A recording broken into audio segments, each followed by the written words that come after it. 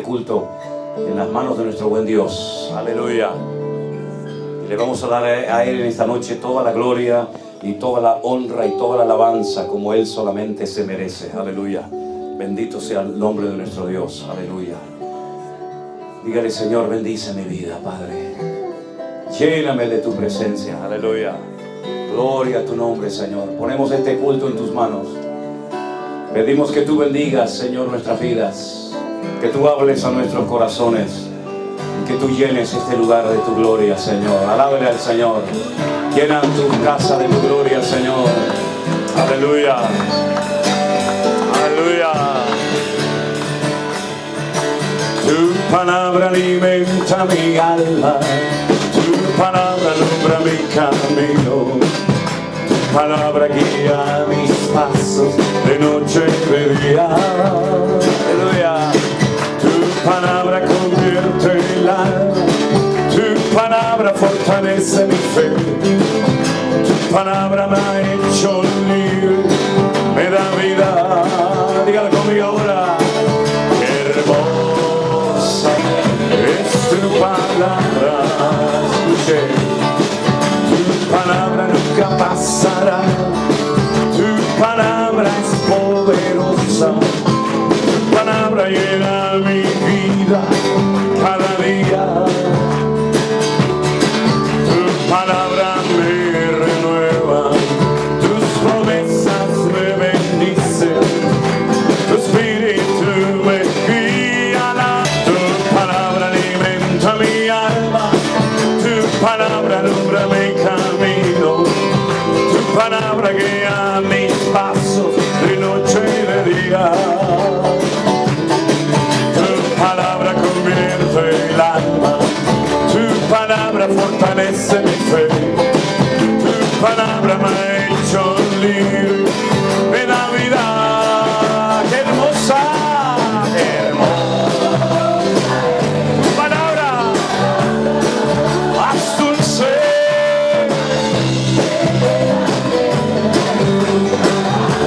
Sí, Señor. Amén. ¡Qué hermosa es tu palabra!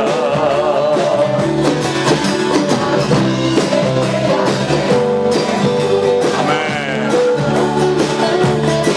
Tu palabra nunca pasará.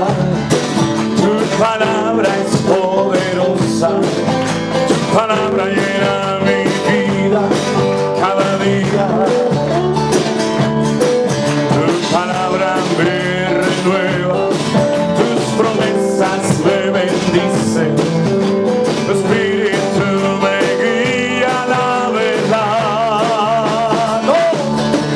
¡Qué hermosa es tu palabra! Más dulce que la miel. Sí, Señor. Hermosa es tu palabra. Más dulce que la miel, tu palabra. ¡Vamos! Hermosa es tu palabra. Más dulce que la miel. es tu palabra. ¡Vamos! Hermosa es. Más dulce que la miel. Tu palabra. Que hay hambre de Dios, hay hambre de la palabra.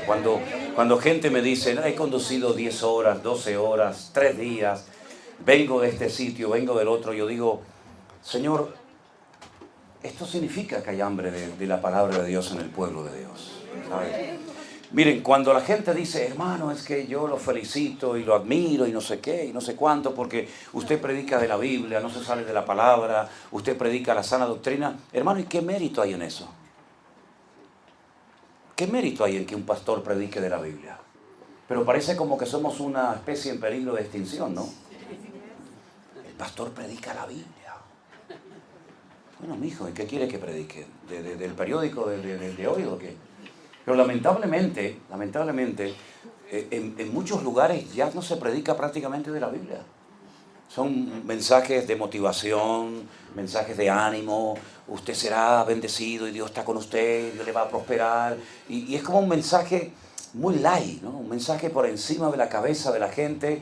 Y a veces, no, yo no tengo la costumbre de escuchar a nadie, pero a veces he visto algún video que me mandan y veo que se predica un mensaje, pero apenas se toca la Biblia. Apenas se toca la palabra de Dios. Y no dice que la fe viene por oír y por oír la palabra de Dios. Pues entonces prediquemos de la Biblia para que la fe del pueblo de Dios sea una fe firme, una fe robusta. Y cuando vengan luchas y dificultades en la vida, usted tenga algo a lo que agarrarse. Y habrá un ancla más segura en la vida que tener la palabra de Dios en nuestra vida, ¿verdad? Por lo tanto, hermanos, que el Señor nos ayude a no desviarnos ni un milímetro de la palabra de Dios. Que Dios nos libre, porque muchos empezaron predicando la palabra y después se torcieron, se les subió la fama o el éxito, yo no sé, a la cabeza, y se olvidaron de que nuestra responsabilidad y nuestra prioridad más importante en la vida es predicar la sana doctrina al pueblo de Dios. Pero también ustedes, ese es mi deber, esa es mi responsabilidad, pero también ustedes tienen el deber y la responsabilidad de escudriñar las Escrituras, de no tragarse todo lo que oyen en un púlpito, de leer la palabra de Dios, como aquellos que me hizo una vez gracia, porque oí una vez a un predicador que decía: hermanos, no sean como los de Berea. ¿Se acuerdan que dice que Pablo estuvo en Tesalónica, predicaba y todo bien? Pero cuando dice que descendió, cuando fue a una población, a una localidad llamada Berea, dice que allí los judíos que le escuchaban eran más nobles y escudriñaban cada día en las Escrituras para ver si estas cosas que Pablo les enseñaba, aparentemente nuevas, coincidían, concordaban con la palabra de Dios, y eran como más estudiosos, ¿verdad? No es que fueran gente criticona, sino eran gente que decía: bueno, vamos a ver si la enseñanza que usted nos ha traído hoy es bíblica, y si es bíblica, amén. Pero si no es bíblica, lo lamentamos mucho, usted en este púlpito nunca más tendrá cabida, ¿verdad? Y entonces escuchaba un predicador que decía: no sean como los de Berea, que todo lo cuestionan y todo lo miran a la luz de la palabra de Dios para ver. Y yo digo: pero si hay que felicitar a los de Berea, no estar en contra de ellos. ¿Qué quiere? Gente bruta, gente que diga sí, pastor, sí, amén, amén, sin saber lo que dice, lo que no dice, lo que es o lo que no es. Fíjense qué interesante es saber las Escrituras para no ser engañado y manipulado. Que cuando Pablo le escribe, por ejemplo, la primera carta a los hermanos de Corinto, dice que cuando se manifiestan en la congregación ciertos y determinados dones espirituales, dice que los demás juzguen, pero juzguen en el buen sentido de la palabra. Juzguen para decir: perdone, hermana, eso que usted ha dicho, perdone, hermano, eso que usted ha enseñado, eso no es bíblico. Yo le voy a poner un ejemplo. Una vez fui a una iglesia, yo tenía que predicar en esa congregación, y delante de mí había una señora que en medio de la alabanza se pone en pie y dice: así dice el Señor, pueblo mío. Claro, cuando dice una señora, así dice el Señor, pueblo mío, todo el mundo se pone firme, ¿no? Diciendo: a ver qué va a decir el Señor. Y dice: ustedes, los pentecostales, era una iglesia pentecostal, ustedes, los pentecostales, son mis favoritos. Claro, la gente de la iglesia que era pentecostal saltaba como las cabras sobre una pata, ¿no? Y dice: wow, mira lo que nos dijo el Señor. Y yo decía para mí, digo, bueno, de un momento a otro el pastor se subirá al púlpito y dirá: hermana, hágame el favor, tome asiento y no diga estupideces. O de otra manera más suave, ¿no? Yo lo digo Pero no, al contrario, dijo: hermano, digamos amén a la palabra que el Señor nos ha hablado en esta mañana. Y yo decía: pero qué relajo es este. ¿Cómo la iglesia ha caído en el error de decir amén a todo? ¿Pero qué es eso de que Dios tiene favoritos? Cuando la Biblia dice, no hay que ser muy listo para saberlo, que Dios no hace acepción de personas. ¿Y dónde está la palabra, por ejemplo, pentecostal en la Biblia? Bautista sí sale, pero cuidado porque le cortaron la cabeza. Yo digo: usted dice: no, yo soy bautista. Digo: pues tengan cuidado, no le vayan a cortar la cabeza. Bueno, hermanos queridos, Dios nos ha dado la gran bendición. Tuvimos que aprender a trabajar y a movernos en todo tipo de ambientes. En ambientes ultrapentecostales, en ambientes ultraconservadores, con gente que van en una línea doctrinal, con gente que va en otra línea. Pero el Señor nos ha dado gracia y nos ha permitido poder trabajar y colaborar y predicar con hermanos que alaban al Señor de una forma diferente, pero no todo el mundo tiene que ser como nosotros. Amén, hermanos. Y una de las cosas hermosas, y yo no me cansaré de decirlo, creo que lo decía anoche en la cena, ¿verdad, chicos? Que una de las cosas hermosas de la iglesia virtual es que es capaz de aglutinar, por ejemplo, en este salón o en un hotel o donde sea, a hermanos que no se conocían, hermanos de diferentes iglesias, de diferentes denominaciones, y ver cómo somos capaces de unirnos, dejar a un lado las diferencias que siempre las ha habido y siempre las va a haber a lo largo de la historia, es así, pero somos capaces de unirnos juntos alabando a nuestro Dios. Miren, por ejemplo, el ejemplo de estos muchachos, de estos músicos. Ellos no son todos de una misma iglesia, ¿verdad? Ellos son de diferentes congregaciones, pero son amigos y, por ejemplo, vengo aquí como el año pasado, pues se juntan, a pesar de que son de diferentes congregaciones, para alabar juntos al Señor. Porque aquí no estamos levantando en alto una iglesia, una denominación, un ministerio, un hombre. Aquí estamos levantando en alto al Rey de Reyes y al Señor de los Señores.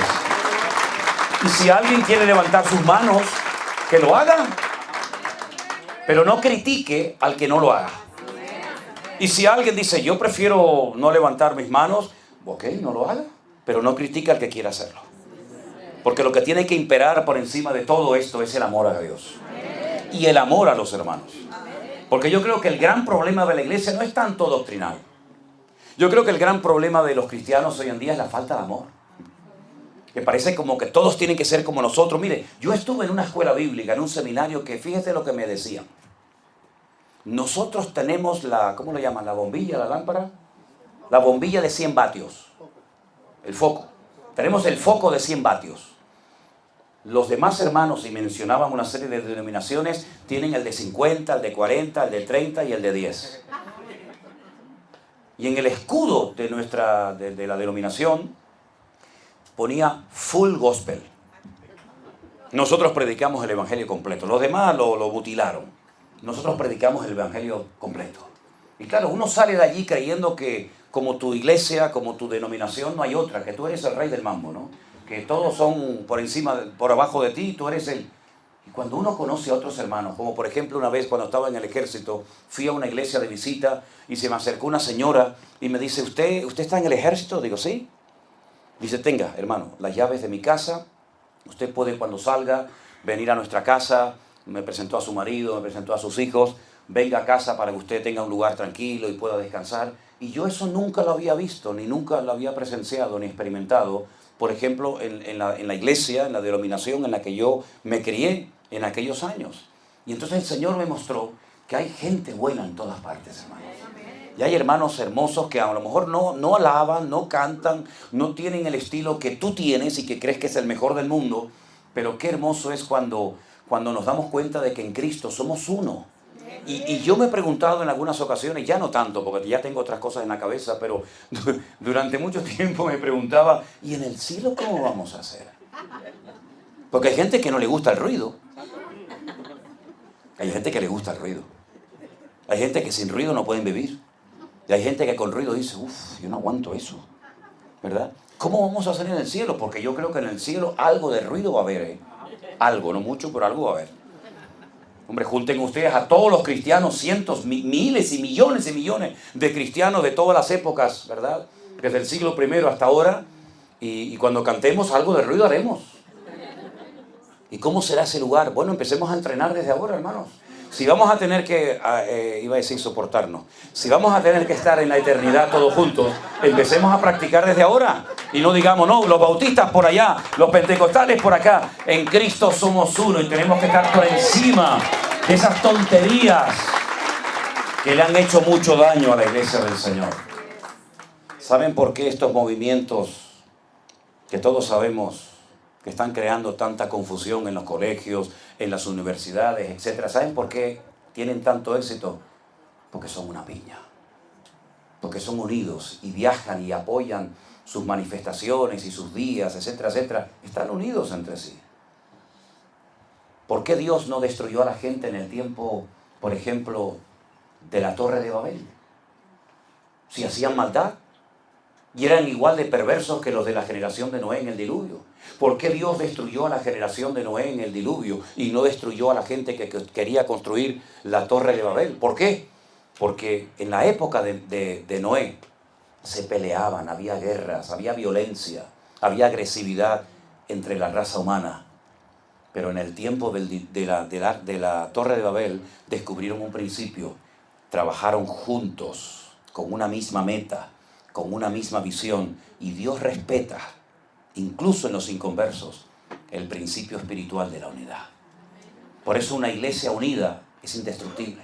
Tal vez no tenga una buena alabanza, no tenga unos buenos instrumentos, no tenga un buen salón, pero si se mantiene unida, esa iglesia, esa familia, ese hombre es indestructible.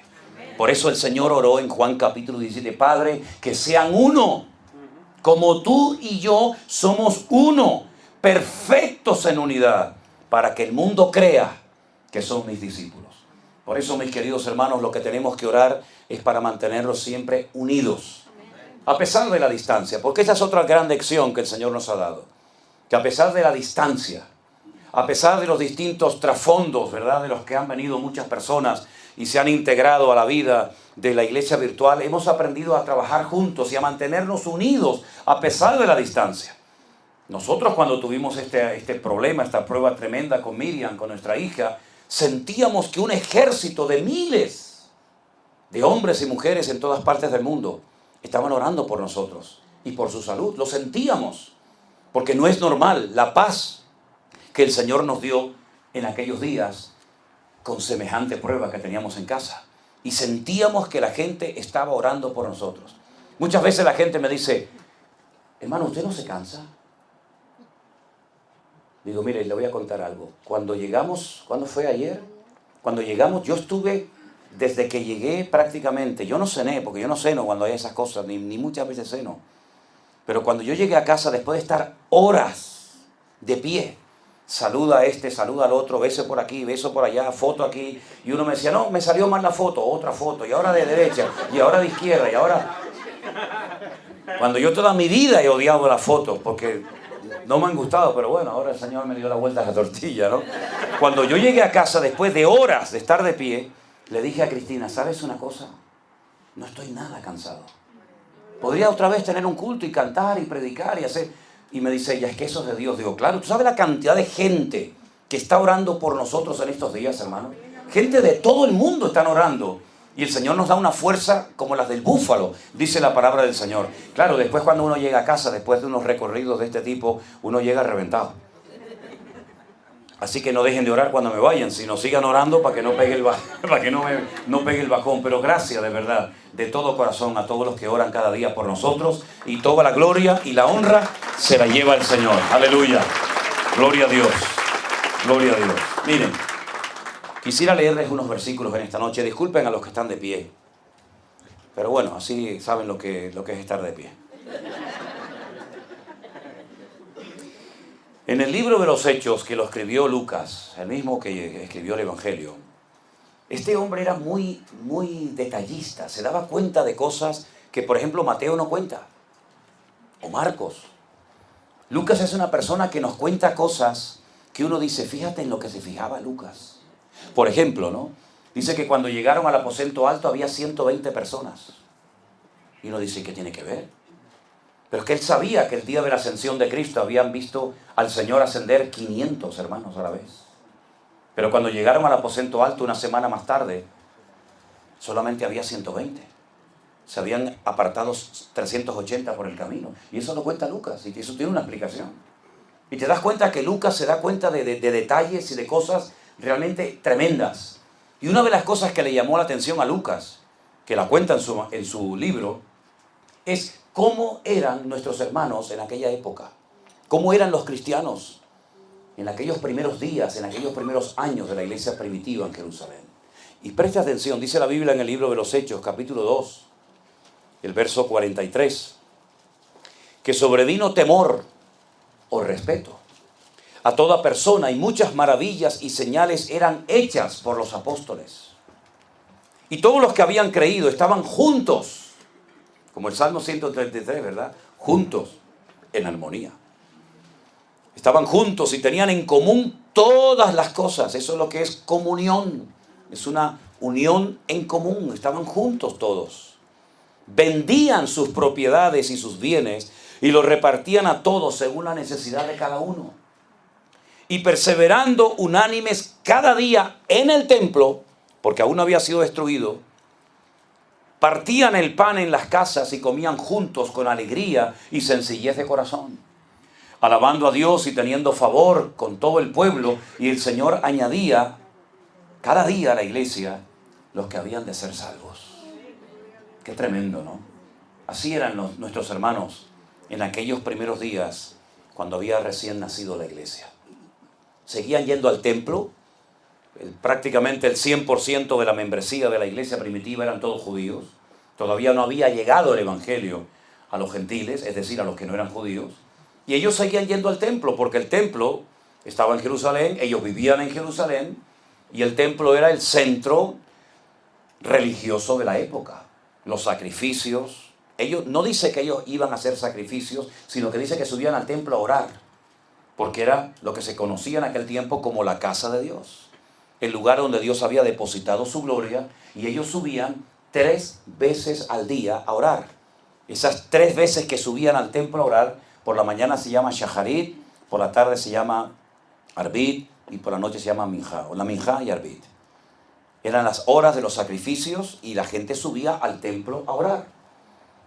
Pero dice la Biblia que no solamente subían al templo a orar, sino que en las casas también hacían algo muy interesante. Y a mí me llama la atención que no solamente relata lo que hacían de puertas para afuera, como por ejemplo ir al templo a orar, sino lo que hacían de puertas para adentro.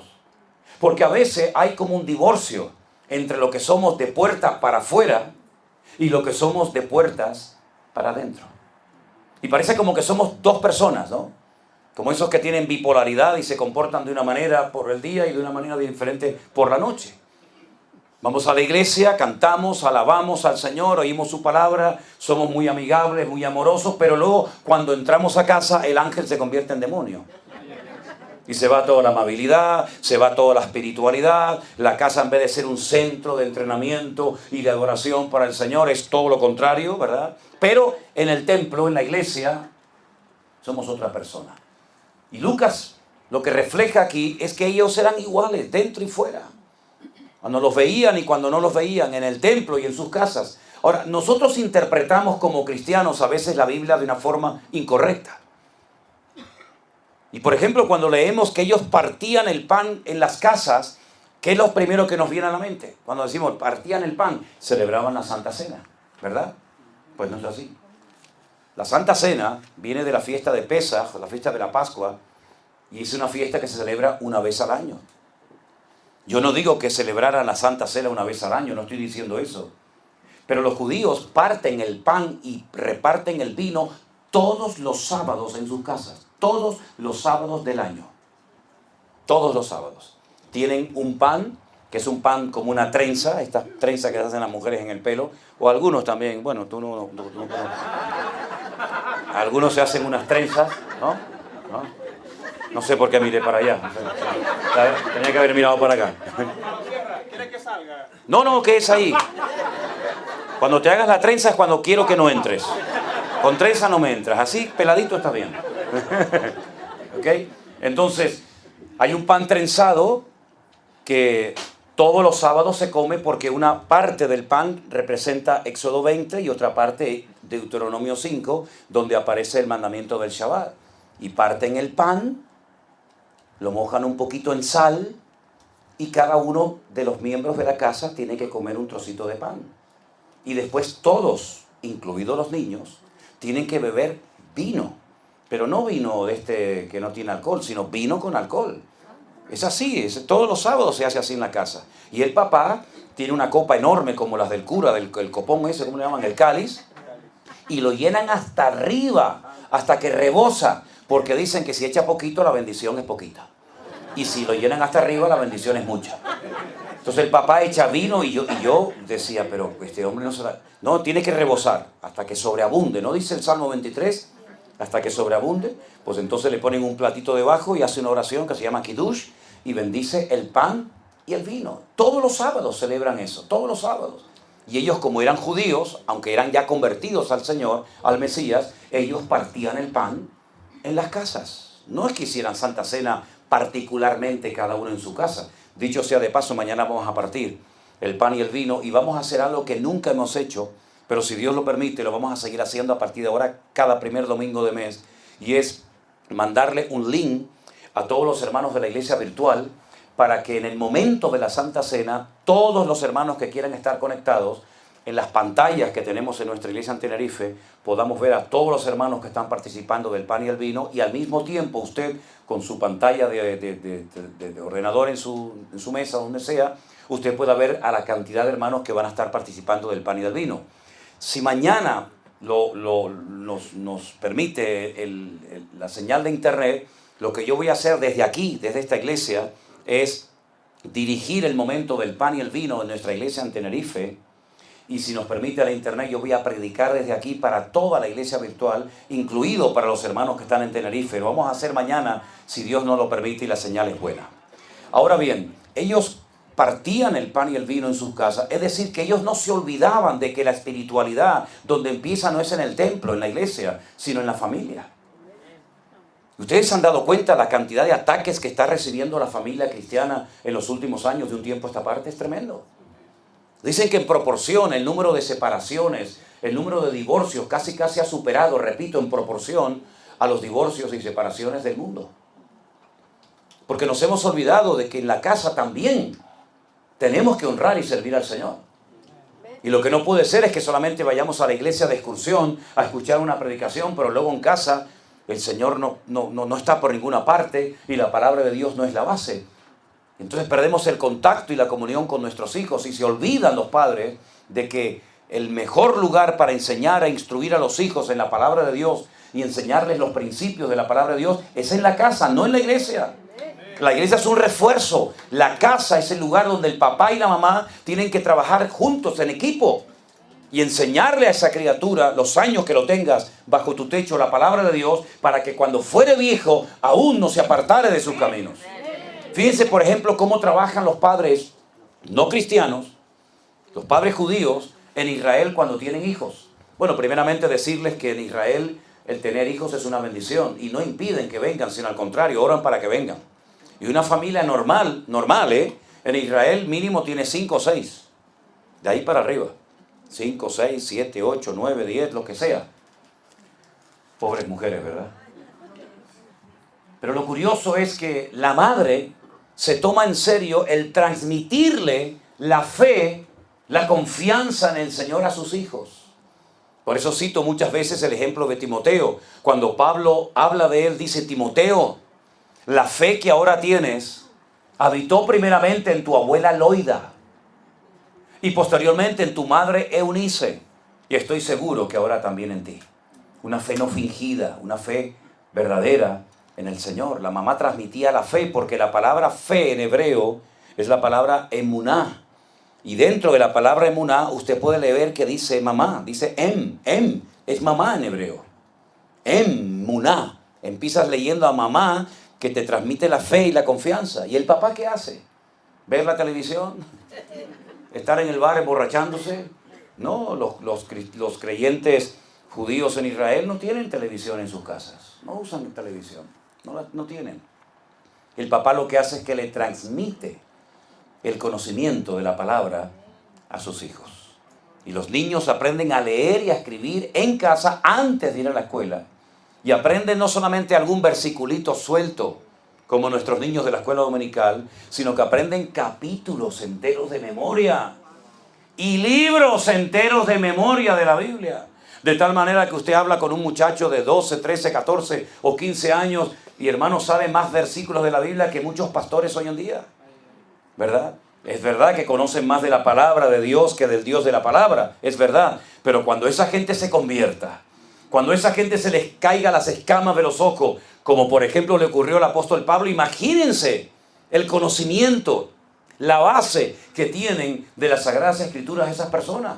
Por eso ustedes, cuando leen, por ejemplo, y hago un paréntesis, en el libro del Apocalipsis, cuando el Señor decide escoger a 144,000 de ellos a 144,000 judíos, 12,000 de cada tribu, en 3 años y medio evangelizan el mundo, cosa que la iglesia no ha hecho en 2000 años. Porque son personas que tienen un tremendo y profundo conocimiento de la palabra de Dios, ¿se da cuenta? Por lo tanto, los discípulos, la iglesia primitiva, es verdad que iba al templo, iban a orar, pero también en las casas practicaban la fe que decían tener en el Señor. ¿Cómo está su vida espiritual, su vida cristiana dentro del hogar? ¿Es el Señor el dueño de esa casa o quién es? ¿Es verdaderamente su hogar un lugar donde sus hijos aprenden la palabra de Dios, aprenden a orar, aprenden primeramente los primeros textos de la Biblia? ¿Es verdaderamente así? ¿O su casa es un caos y su casa es un desorden? Fíjense qué importancia le da el Señor a la familia, al hogar, que cuando, por ejemplo, alguna persona quiere ser diácono, es decir, un servidor dentro de la iglesia del Señor, una de las cosas que menciona, dentro de otras muchas, es que sus hijos sean convertidos. Cuando alguien quiere ser pastor, pues más todavía. Dice, pues el que no sabe gobernar su casa, ¿cómo va a gobernar?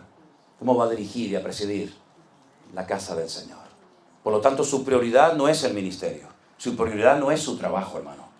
Su prioridad son sus hijos, su familia y su matrimonio. Y hay un tiempo corto, pasa volando, cuando te das cuenta, uy, el muchacho se me hizo adolescente, se me hizo joven. Y la presión que los muchachos reciben hoy en día, no la recibimos nosotros cuando éramos jóvenes, cuando éramos adolescentes. Hoy en día reciben una presión, unas enseñanzas, unos antiprincipios terribles. Y después se produce ese choque, ¿verdad? Entre lo que aprendieron en casa, si es que lo aprendieron, lo que aprendieron en la escuela, en la iglesia, en la escuela dominical, si es que lo aprendieron, como por ejemplo cuando llegan a la universidad. Muchos chicos abandonan los caminos del Señor. ¿Por qué? Porque no tenían base, no tenían suficiente conocimiento como para decir, el hombre no viene del mono. Tú a lo mejor sí, pero el hombre no viene del mono. De hecho, la teoría de la evolución, Darwin nunca dijo eso. Darwin nunca dijo que el hombre viene del mono. Si hay un eslabón perdido que no aparece, que por supuesto que no va a aparecer. Por lo tanto, es una de las tantas teorías. Y cuando llegan a la escuela y se encuentran que si el Big Bang y se encuentran con todo esto, no saben explicar, y la verdadera ciencia no contradice a la Biblia, ni la Biblia contradice a la verdadera ciencia, sino que tenemos que enseñarle principios de apologética, que es la ciencia que nos ayuda a la defensa correcta de nuestra fe. No dice la Biblia, hermanos, estad siempre preparados. ¿Para qué? Para discutir, no, para presentar defensa con mansedumbre y reverencia ante todo aquel que demande razón de la esperanza que está en vosotros, ¿verdad? Pero ¿cómo dice la Biblia una edad y la ciencia dice otra edad de millones de años? ¿Pero quién dice la verdad, la Biblia o la ciencia? Los dos tienen razón. Lo que pasa es que la forma de medir el tiempo de la Biblia y el punto de partida de la Biblia es diferente al punto de partida de la ciencia, pero no están peleados el uno con el otro, ¿verdad?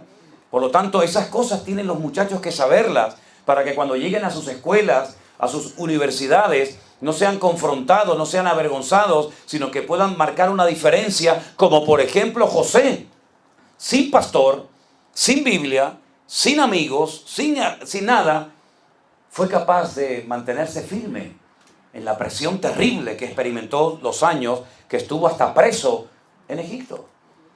O como Daniel, que lo llevan a Babilonia y lo intentan desprogramar y le cambian el nombre y le enseñan otros principios religiosos, etcétera, etcétera. Pero él se mantuvo firme. ¿Por qué? Porque él sabía los principios de la palabra de Dios. Y nosotros vamos a ser atacados en nuestra fe. Sobre todo los muchachos, los jóvenes, cuando van a las universidades, cuando van al ejército. Por ejemplo, el otro día estuve en una población de Israel que fue comprada hace muchos años por hermanos cristianos de Finlandia y construyeron cabañas de madera muy lindas donde se puede acampar, y hicieron un hotel y etcétera, y allí hacen retiros, hacen campamentos, hacen reuniones, y me llevaron un día a ese lugar que se llama Yad Shemona, y allí había una concentración de jóvenes creyentes militares. Todos los que estaban allí eran soldados, estaban en el ejército. En Israel, como saben ustedes, el ejército es obligatorio, tanto para mujeres como para hombres. Los hombres van 3 años, las mujeres van 2, y la presión que reciben es tremenda, y decían que hasta el 80% de los jóvenes creyentes que ingresaban en el ejército, se apartaban de los caminos del Señor y nunca más volvían. Y entonces los pastores se alarmaron y dijeron, hay que preparar, hay que entrenar a los muchachos. Y entonces hacen este tipo de encuentros, primero para que se conozcan, para que sepan que no está solo, sino que hay centenares de jóvenes que están en el ejército y puedan presentar defensa de la fe que dicen tener en el Señor Jesús. Eso es lo que hacían los creyentes, vivían juntos, con sencillez. No hace falta tantas cosas para ser feliz, hermanos, porque teniendo a Cristo, tenemos lo más importante de la vida. Yo conozco gente que tiene tantas cosas, un patrimonio tan inmenso, pero no son felices, no tienen paz en su corazón. Y no hay nada malo en tener cosas. Yo no estoy en contra de eso. Yo cuando veo hermanos que Dios los prospera y los bendice y compran por aquí, compran por allá, gloria a Dios, me alegro mucho, hermano. Pero que no te olvides que la estabilidad y la confianza no la tienes que depositar en lo que tienes, sino en lo que eres. Y lo que eres es un hijo del Rey de Reyes y Señor de los Señores. Gloria a Dios. Y algo que destaca el libro de los Hechos y que Lucas lo menciona, es que dice que no había necesidades entre ellos. Eso me llama mucho la atención, lo dice en el verso 45. Vendían sus propiedades, sus bienes, y los repartían a todos según la necesidad de cada uno. Y si vamos al capítulo 4, un poquito más adelante, dice, la multitud de los que habían creído, versículo 32, era de un corazón y de un alma. Ninguno decía ser suyo propio nada de lo que poseía, sino que tenían todas las cosas en común. Una vida comunitaria, sin egoísmo, sin avaricia, esto es mío, no me lo toques, ¿verdad? Con gran poder los apóstoles daban testimonio de la resurrección del Señor Jesús, y abundante gracia era sobre todos ellos. Así que no había, escucha esto, no había entre ellos ningún necesitado, porque todos los que poseían heredades o casas las vendían y traían el precio de lo vendido y lo ponían a los pies de los apóstoles y lo repartían a cada uno según su necesidad. No era obligatorio, no era un mandamiento de la iglesia que tenían que traer sus propiedades, sus riquezas. No, era algo que salía, brotaba de corazones generosos, de corazones solidarios. Pero lo que me llama la atención no es tanto esto, sino que dice que entre los hermanos de la iglesia, y eran miles, recuerden que el día de Pentecostés se convirtieron 3,000 varones, sin contar mujeres y niños. Mira, cuando en una reunión hay 3,000 hombres, multiplica como mínimo por 2 el número de mujeres. Siempre es así. Siempre es así, siempre hay más mujeres que hombres. Y niños ni te cuento, y más en aquella cultura, donde tener niños era tan normal. Días más tarde dice que se convirtieron otros 5,000, ya son 8,000 hombres, sin contar mujeres y niños. Estamos hablando de multitudes enormes de gente. Y no había necesitados entre ellos. ¿Y cómo puede ser eso? Bueno, a mí me llama la atención que cuando Pablo se convierte al Señor y prácticamente a los pocos años ya comienza a predicar y a viajar por todas partes predicando la palabra, la Biblia dice que un día subió a Jerusalén. Y cuando llegó a Jerusalén dice, para no haber corrido en vano, yo voy a hablar aparte en privado con los que él dice que consideraba las columnas de la iglesia, y menciona a Pedro, a Jacobo, a Santiago y a Juan, y dice que les expuso en privado el evangelio que él predicaba, lo que él hacía, cómo predicaba, cómo enseñaba, cómo preparaba obreros, cómo establecía comunidades, congregaciones, y dice que no, como que no le llamaron la atención. Esto lo cuenta en la carta a los Gálatas, y Pablo dice, a mí no me enseñaron nada nuevo los apóstoles. Solamente me pidieron, escuche bien, que me acordara de los pobres, cosa que procuré hacer. Y entonces vemos que a partir de ese momento, de ese encuentro, de esa entrevista con los apóstoles en Jerusalén, dice que él comenzó a viajar de iglesia en iglesia, levantando ofrendas para los pobres de Jerusalén. Aquellos que eran ricos, pero que lo habían vendido todo y habían entregado sus posesiones, y muchos lo habían perdido todo a consecuencia de las tremendas persecuciones que experimentaron. Ahora han perdido todas sus propiedades, ahora son pobres. Pero Pablo dice, no hay problema, hermanos. ¿De dónde vino el evangelio? De Jerusalén. ¿De dónde salió la palabra? De Jerusalén. ¿Quiénes nos trajeron bendición espiritual a nuestra vida? Los hermanos de Judea. Vamos a hacer algo nosotros ahora, decía Pablo. Vamos a levantar ofrendas y así como ellos trajeron bendición espiritual, nosotros le vamos a devolver la bendición material. Y levantaron ofrendas, él las llevó junto con otros hermanos y dice, para que haya igualdad en el cuerpo de Cristo. Y eso me llamó tanto la atención, porque con todo mi respeto lo digo, no hay nada más desigual que la iglesia cristiana evangélica. Encuentras hermanos que les sobra de todo. Y hermanos que no tienen ni para poder venir a una cena a escuchar una palabra. Y uno dice, Señor, ¿realmente eso es lo que tú has diseñado para tu iglesia? Que uno tenga de todo y no sabe ni lo que hacer, ni dónde meter tantas cosas. Y que otros hermanos a veces no tienen a lo mejor ni para tomar el autobús o lo que sea para poder ir a un lugar a escuchar la palabra. Yo creo que debemos de orar para tener un corazón generoso. Y para que no seamos avariciosos. Porque les recuerdo lo que dice la palabra, que la raíz de todos los males no es el dinero. El dinero no es el problema, es el amor al dinero la raíz de todos los males. Con dinero se pueden hacer muchas cosas, se pueden alquilar locales, se pueden comprar instrumentos musicales, se pueden comprar pasajes para poder desplazarnos de un lugar a otro. Con dinero se pueden comprar Biblias. Claro que sí, el problema no está tanto en el dinero. El problema está en el uso que le demos a lo que Dios nos ha dado. Y que no nos sintamos dueños, sino administradores temporales de recursos que el Señor ha puesto en nuestras manos para que seamos canales de bendición al pueblo de Dios. ¿Cuántos dicen amén? Y así es como los cristianos de la iglesia primitiva vivían. No solamente iban al templo a orar, a tener comunión con Dios, sino que también tenían comunión entre ellos.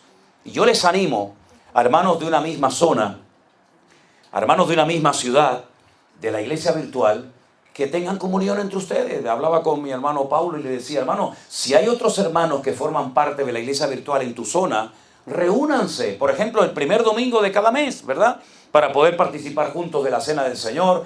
Hay hermanos que están solos en una ciudad. En España tenemos casos de hermanos que están ellos solos en una ciudad, pero luego tenemos hermanos que se pueden juntar en alguna ciudad, en alguna casa, en algún sitio, para poder tener comunión, porque la comunión con Dios es fundamental, pero también la comunión entre nosotros es fundamental. Por eso yo animo, y el otro día mandé un mensaje a la iglesia virtual, para que estén activos. No digan, bueno, yo soy miembro de la iglesia virtual, pero no se le ve nunca, hermano. No se le ve nunca, no participa nunca. Usted no sabe si hay un hermano que se está muriendo en un hospital. No sabe nada. No sabe la victoria que hemos obtenido aquí o allá. No sabe nada porque está totalmente desconectado. Y por eso cuando hay reuniones de oración, métase y participe. Presente sus peticiones de oración y oiga las peticiones de los demás también. Y cuando hay una bendición, nos gozamos todos. Y cuando hay un problema, lloramos todos también. Y eso es lo que queremos fomentar en la iglesia virtual. Gracias al Señor por las redes sociales que todavía podemos usar. No sé hasta cuándo, no lo sé. Pero si Dios nos permite conectarnos con hermanos de cantidad de lugares, aproveche y valore ese privilegio y tenga comunión, no solamente, repito, con el Señor, sino tenga comunión con otros hermanos. Preocúpese, o mejor, ocúpese en llamar, hermana, ¿cómo está? ¿Cómo está su hija? Hermana, ¿y aquellos papeles que estaba esperando al final le llegaron? ¿Y el problema que tenía con su esposa, con su niño en el trabajo se resolvió? En otras palabras, ábrase a la necesidad de otras personas, porque la Biblia dice que es mucho más bienaventurado dar que recibir. Fíjense qué interesante cuando uno dice las formas que el Señor utilizó para traer enseñanza, para hablar a su pueblo, es que, hermanos, Dios habla por todas partes. Pablo llegó a decir a los romanos en el capítulo 1 que las cosas invisibles de Dios, como su eterno poder y su deidad, se hacen claramente visibles por medio de su creación. Es decir, que usted observa la creación, el atardecer que tuvimos esta tarde, espectacular. Esos dos planetas que tenemos ahí en el horizonte que se han alineado milagrosamente. Los cantos de los pájaros, Dios habla a través de la creación. No haces caso a través de la creación. Hablaba en su momento a través de las estrellas. Y aquellos magos de Oriente fueron guiados por una estrella desde Babilonia o tal vez más allá para poder llegar al sitio exacto donde el Señor había nacido. Y el Señor habla a través de su palabra. Y el Señor habla de tantas formas, incluso a través de la orografía, a través del país en el cual se escribió la Biblia, que es Israel. Yo le decía a los hermanos, y ustedes saben que lo he comentado allí, que Israel es uno de los pocos países del mundo que tiene 4 mares, 2 internos y 2 externos. Tienen por un lado el mar Mediterráneo o el Mare Nostrum, que empieza en Israel y termina en España, o al revés, empieza en España y termina en Israel, como quieran. Tienen al sur el Mar Rojo y tienen dentro del país dos mares. Al norte el Mar de Galilea, al sur el Mar Muerto o el Yam Hamelach, el Mar de la Sal. Y fíjate qué curioso, el mar de Galilea está vivo.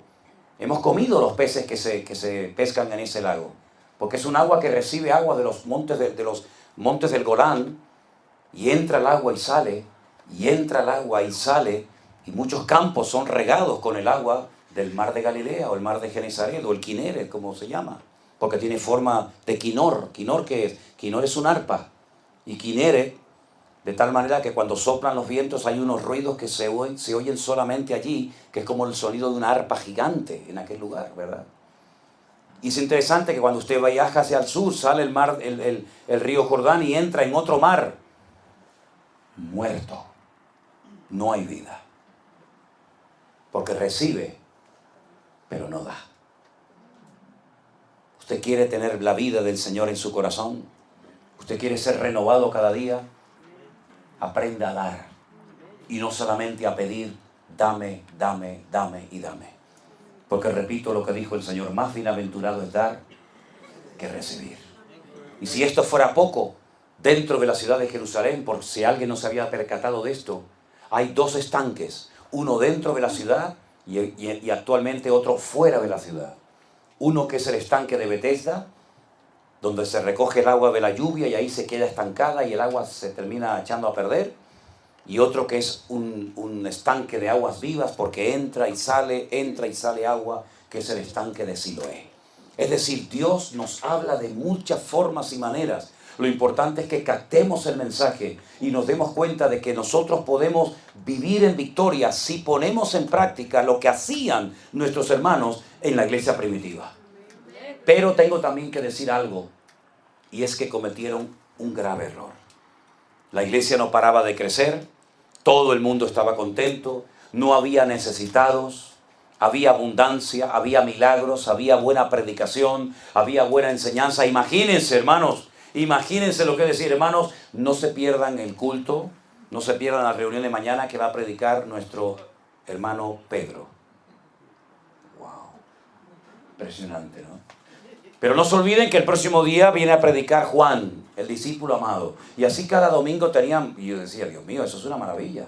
Y estaban tan contentos y veían que aquello crecía y estaban tan gozosos que no querían salir de Jerusalén. Se convirtió en un gueto la ciudad. Y se olvidaron de aquellas palabras que el Señor había dicho, id por todo el mundo y predicar el evangelio a toda criatura. Se olvidaron del mundo. Se convirtieron en el ombligo del mundo. Estaban contentos, estamos bendecidos, hay milagros, hay señales, hay prodigios, buenos predicadores, buena doctrina. ¿Y el mundo? El mundo estaba muriendo sin Cristo. Los samaritanos, los del norte, en Europa, en otros confines de la tierra, hasta que al final, ¿qué hizo el Señor? Sacudió el avispero. Mandó una persecución. Comenzaron a morir personas. Por ejemplo, un diácono de la iglesia apedreado, Esteban. Por ejemplo, Santiago, que murió, etcétera, etcétera. Y vino una tremenda persecución contra la iglesia primitiva y tuvieron que salir todos corriendo. Y ahí comenzaron a llegar a otros lugares, y cuando llegaban a otros lugares, ¿qué hacían? Predicaban el evangelio del Señor Jesucristo. Y así comenzó a extenderse la palabra, ¿verdad? Como un fuego que abarcaba todas las regiones de la tierra. Y eso es lo que tenemos que hacer nosotros. Gloria al Señor por las bendiciones, gloria a Dios por la comida, gloria a Dios por los cultos, gloria a Dios por las cenas, gloria a Dios por todo eso.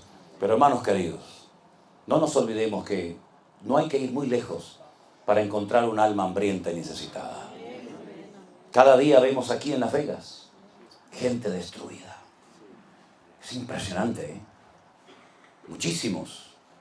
Algunos no se dan cuenta de que están esas personas a punto de morir. Muchos de los que vemos en estos días con ese carrito lleno de telas y de papeles y de basura, muchos de esos muchachos no terminarán el año. Capaz que morirán en unos días, en unas semanas o en unos meses.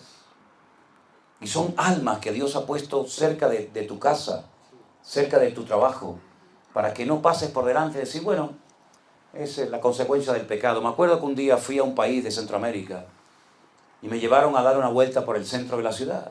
Y estaba llena de niños.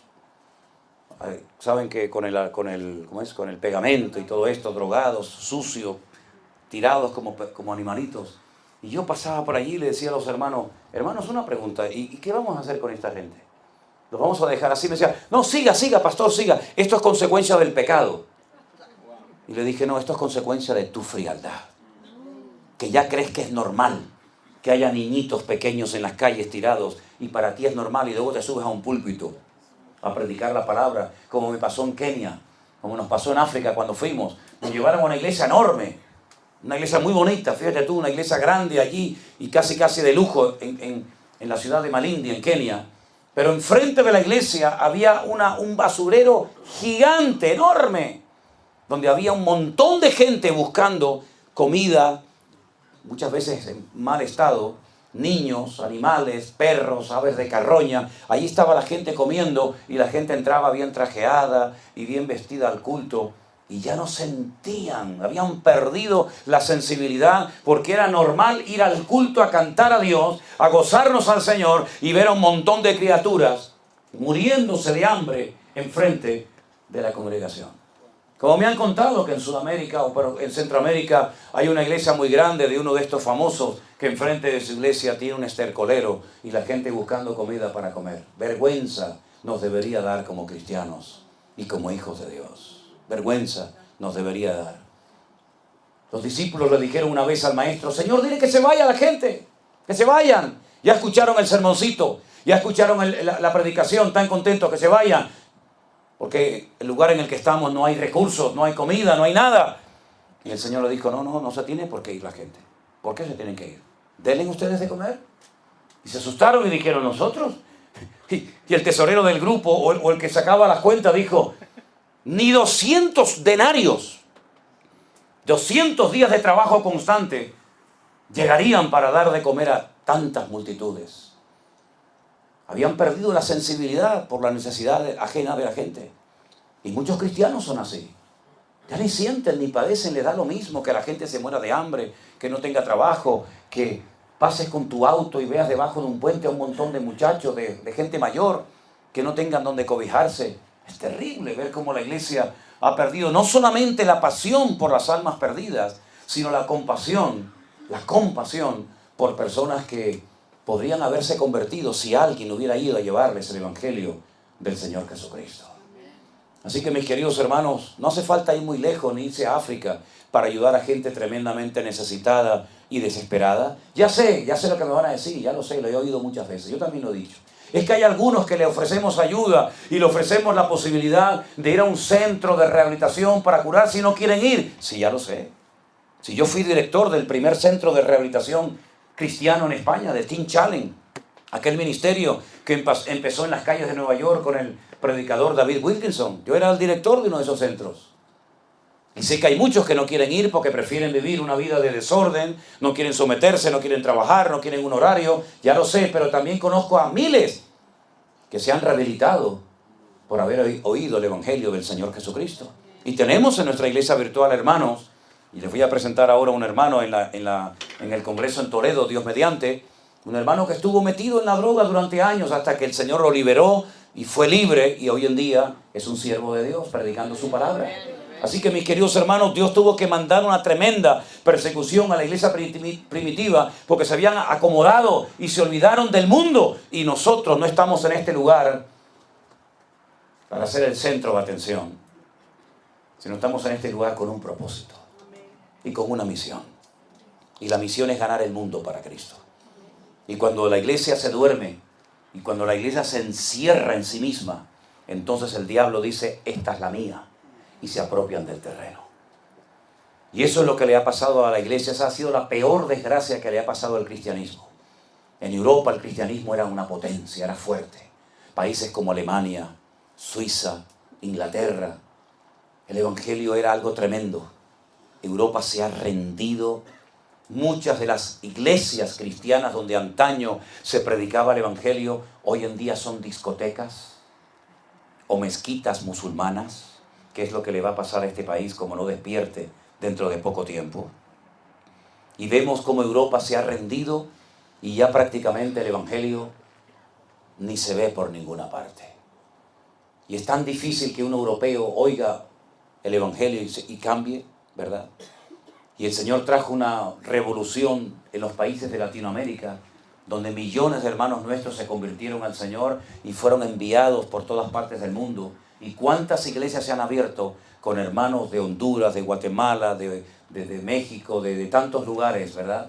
Así que el Señor nos ayude y abra nuestros ojos para que nos demos cuenta de que estamos con un propósito y tenemos que cumplirlo antes de que sea demasiado tarde. ¿Cuántos dicen amén? Cierre sus ojos en esta noche, mi querido hermano. Ahí donde está usted. Pídale al Señor. Señor, yo quiero ser un canal de bendición. Vamos a tocar algo suave, ¿sí? Yo quiero ser un instrumento útil en tus manos. Y no una oveja estéril. No un creyente que como un mueble viejo está en una iglesia, sentado en una banca, 1 año y 2 y toda la vida. Y no se reproduce ni le habla a nadie del amor de Dios. Que el Señor nos sacuda nuestras conciencias, amados hermanos, y nos demos cuenta de que el tiempo se acorta y la iglesia virtual está haciendo una labor que tenía que haber hecho la iglesia presencial, pero se quedó dormida. Y entonces el Señor comenzó a extender su palabra a través de las redes sociales y centenares y miles de personas se han convertido y reconciliado con el Señor porque muchas iglesias locales se olvidaron de predicar el evangelio. Y la tragedia fue cuando nos enterábamos y escuchábamos cada día tantas iglesias que se cerraron durante la pandemia y muchas de ellas lamentablemente nunca se volvieron a abrir. Entonces Dios, viendo ese vacío que había dejado la iglesia presencial, comenzó a utilizar las redes sociales y a través de esas redes muchas personas llegaron por primera vez al conocimiento del evangelio y experimentaron el gozo de la salvación. Hermanos queridos, que Dios nos ayude y abra nuestros ojos para que nos demos cuenta de que la iglesia tiene un propósito y un mensaje que dar al mundo y que lo demos sin ningún temor en el nombre del Señor. Padre, te damos gracias por tu palabra en esta noche. Gracias te doy por cada hermano, cada familia aquí representada entre nosotros. Señor, gracias por lo que has hecho entre nosotros a través de esta red, de este medio de la iglesia virtual. Gracias por tu obra y tu iglesia aquí en Las Vegas. Gracias, Señor, porque ha sido la primera obra que se ha levantado presencialmente en este país. En esta ciudad de perversión, de lujuria, de sexo, de juegos, tú has levantado una luz en medio de tanta oscuridad. Señor, ayúdanos a extender tu reino y la verdad de Cristo por todas las naciones de la tierra, Señor Jesús. Ayúdanos a despertar a la realidad de que el mundo se pierde sin Cristo y que nosotros tenemos la oportunidad de predicar tu evangelio como nunca antes. Pablo, está bien. Levantamos nuestras voces en genuina adoración. Nos gozamos hoy aquí, adorando a nuestro Dios.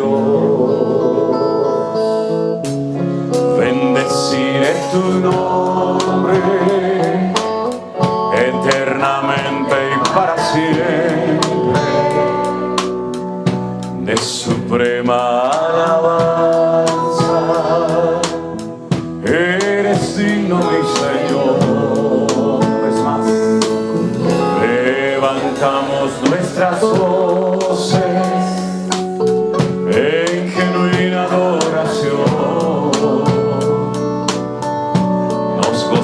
estamos hoy aquí, adorando a nuestro Dios. Bendeciré tu nombre eternamente y para siempre, de suprema alabanza. Eres digno, mi Señor, roca mía, salvación. No temerá mi corazón, yo estaré siempre confiado en mi Salvador.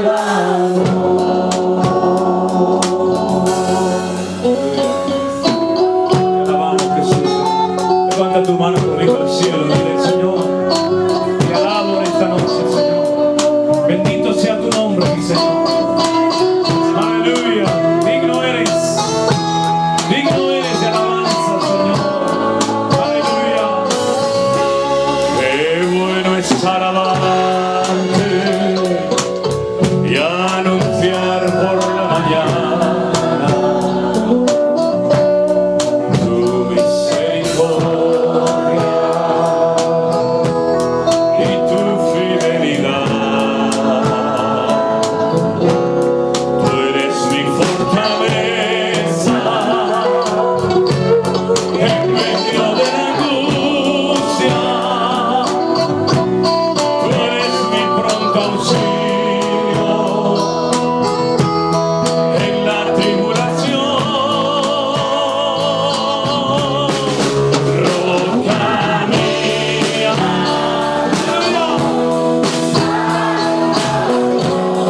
no temerá, no temerá mi corazón. Yo estaré siempre confiado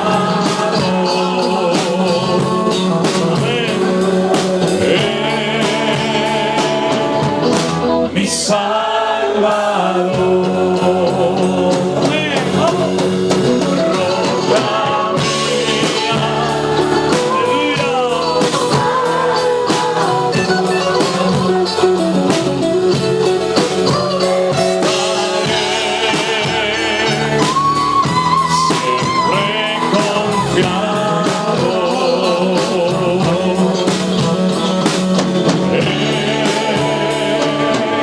confiado en mi Salvador.